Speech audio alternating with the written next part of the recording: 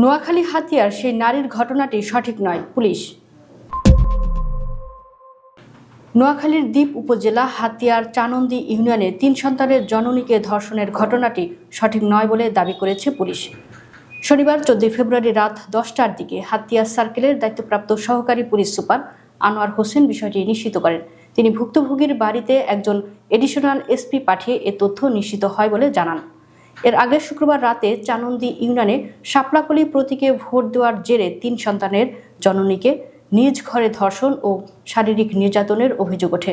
শনিবার দুপুরে নোয়াখালী ২৫০ শয্যা হাসপাতালে চিকিৎসা নিতে এসে ভুক্তভোগী নারী সাংবাদিকদের কাছে এ অভিযোগ করেন।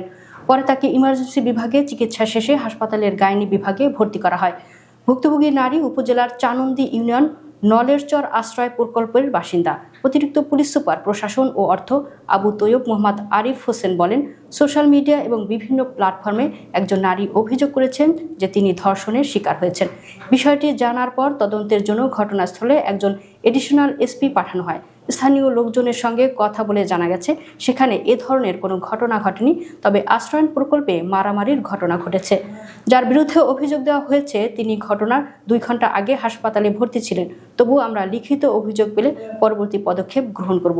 এ বিষয়ে উপজেলা বিএনপির পক্ষ থেকে আনুষ্ঠানিকভাবে প্রতিবাদ জানিয়ে বিএনপির সাবেক সভাপতি আলাউদ্দিন রনি বলেন, সারাদিন যে ঘটনাটি সোশ্যাল মিডিয়া এবং বিভিন্ন গণমাধ্যমে ছড়ানো হয়েছে তা সম্পূর্ণ ভিত্তিহীন। বিএনপির ভাবমূর্তি ক্ষুণ্ণ করার জন্য এনসিপি এসব প্রোপাগান্ডা ছড়াচ্ছে। সুষ্ঠু তদন্তের মাধ্যমে প্রকৃত ঘটনা উদ্ঘাটন করে দোষীদের শাস্তির আওতায় আনা হোক।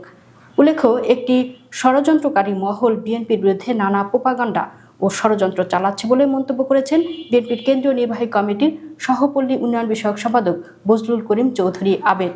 মঙ্গলবার বিকেলে নোয়াখালীর কবিরহাট উপজেলা যুবদলের আয়োজিত আলোচনা সভায় তিনি এ মন্তব্য করেন। সভায় সভাপতিত্ব করেন উপজেলা যুবদলের আহ্বায়ক শাহাদাত হোসেন এবং সঞ্চালনা করেন সদস্য সচিব আব্দুল বাসেত হিরণ।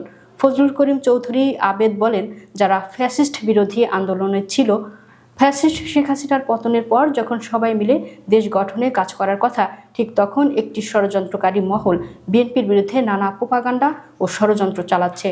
তিনি দলীয় নেতাকর্মীদের প্রতি আহ্বান জানিয়ে বলেন, এখন ঐক্যবদ্ধ থাকার সময়। বিএনপি সবাইকে নিয়ে ঐক্যবদ্ধভাবে দেশ করতে চায়। গত 17.5 বছরে বিএনপি নেতাকর্মীরা কঠিন নির্যাতনের শিকার হয়েছেন।